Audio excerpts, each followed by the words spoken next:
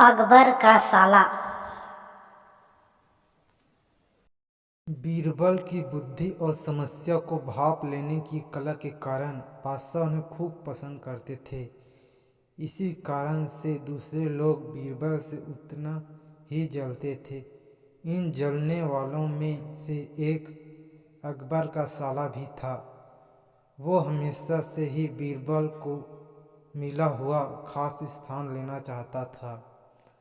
बादशाह जानते थे कि बीरबल जैसा कोई और नहीं हो सकता है। वो अपने साले को भी ये बात समझाने की कोशिश करते थे, लेकिन उनका साला हमेशा कहता था कि वो भी काफ़ी बुद्धिमान है। इन सब बातों के कारण एक बार बादशाह के मन में हुआ कि अब ये ऐसा नहीं मानेगा, इसे कुछ कार्य देकर ही समझाना पड़ेगा। तभी अकबर ने अपने साले से कहा कि तुम अपने दिमाग और सूझबूझ से इस कोयले की बोरी को सबसे ज़्यादा लालची सेठ दमड़ी लाल को बेचकर आओ। अगर तुमने ऐसा कर दिया तो मैं तुम्हें तुरंत बीरबल की जगह दे दूंगा। यह बात सुनकर अकबर का साला हैरान हुआ, लेकिन उसे बीरबल की जगह चाहिए थी। इसी सोच के साथ वो कोयले की बोरी लेकर सेठ के पास पहुंच गया। सेठ ऐसे ही किसी की भी बातों में आने वाला नहीं था, इसलिए उसने उसे खरीदने से मना कर दिया। अब अपना उदास चेहरा लेकर अकबर का साला महल लौट आया। उसने कहा कि मैं इसे नहीं बेच पाया। इतना सुनते ही बादशाह ने बीरबल को अपने पास बुलाया। उन्होंने अपने साले के सामने ही बीरबल से कहा कि तुम्हें सेठ दमड़ी लाल को यह कोयले की बोरी बेचनी है। बादशाह का आदेश मिलने पर बीरबल ने कहा कि आप एक बोरी बेचने के लिए कह रहे हैं। मैं उस सेठ को एक कोयले का टुकड़ा ही 10,000 में बेच सकता हूँ। यह बात सुनकर अकबर का साला दंग रह गया। अकबर ने कहा कि ठीक है, तुम एक ही कोयले का टुकड़ा बेच आओ। अकबर का आदेश मिलते ही एक कोयले का टुकड़ा उठाकर बीरबल वहाँ से चले गए। उन्होंने सबसे पहले एक मलमल के कपड़े का कुर्ता अपने लिए सिलवाया, फिर उसे पहनकर अपने गले में हीरे मोती की मालाएं डाल ली और महंगे दिखने वाले जूते भी पहन लिए।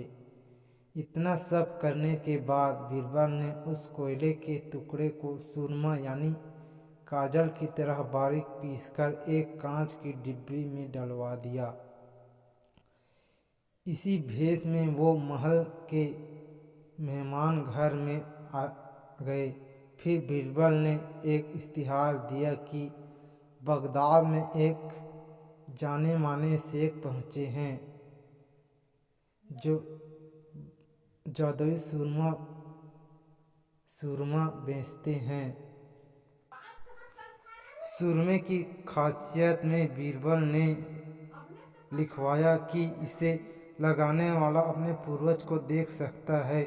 यदि पूर्वजों ने कोई धन छुपाकर रखा है तो वो उसका पता भी बता देंगे। इस इश्तिहार के सामने आते ही पूरे नगर में बीरबल के शेख रूप और चमत्कारी सुरमे की बात होने लगी।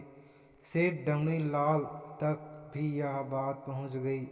इसके मन में हुआ, जरूर मेरे पूर्वज ने धन गाड़ रखा होगा, मुझे तुरंत से संपर्क करना चाहिए। इतना सोचकर दमड़ी लाल शेख बने बीरबल के पास पहुंचा। बीरबल ने जानबूझकर उन्हें पहचाना नहीं। सेठ ने शेख से कहा कि मुझे सुरमे की डिब्बी चाहिए। शेख ने जवाब दिया, बिल्कुल लीजिए, लेकिन एक डिब्बी की कीमत 10,000 रुपये।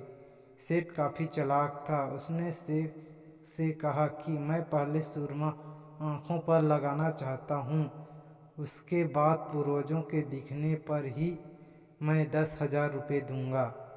शेख बने बीरबल ने कहा कि ठीक है, आपको ऐसा करने की इजाज़त है, बस आपको सुरमे की जांच करने के लिए चौराहे पर चढ़ना होगा। चमत्कारी सुरमे का करिश्मा देखने के लिए वहाँ लोगों की भीड़ लग गई।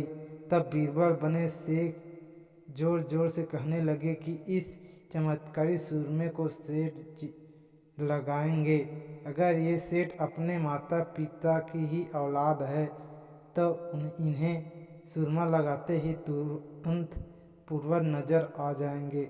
पूर्वज नहीं दिखे तो मतलब यह होगा कि वो अपने माता पिता की औलाद नहीं हैं। असली औलादों को ही यह सुरमा लगाने पर अपने पूर्वज नजर आते हैं। यह सब कहने के बाद शेख ने सेठ की आंखों पर सुरमा लगा दिया और कहा कि आंखें बंद कर लो। सेठ ने आंखें बंद तो की, लेकिन उन्हें कोई भी नहीं दिखा। अब सेठ के मन में हुआ कि मैंने कह दिया कि मुझे कोई नहीं दिखा तो भारी अपमान हो जाएगा। इज्जत को बनाए रखने के लिए सेठ ने आँख खोली और कहा कि हाँ, मुझे अपने पूर्वज दिख गए। इसके बाद गुस्से में लाल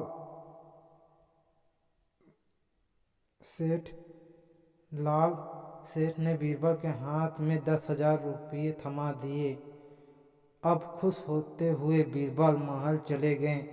उन्होंने कहा कि लीजिए बादशाह, एक कोयले के 10,000 रुपये और सारा किस्सा सुना दिया। यह देखते ही बादशाह का साला मुंह बनाकर महल से चला गया। उसके बाद से उसने कभी भी बीरबल की जगह लेने की बात अकबर से नहीं की। कहानी से सीख, किसी से ईर्ष्या नहीं करनी चाहिए और अपनी काबिलियत को साबित करने के लिए बुद्धि का उपयोग करना जरूरी है।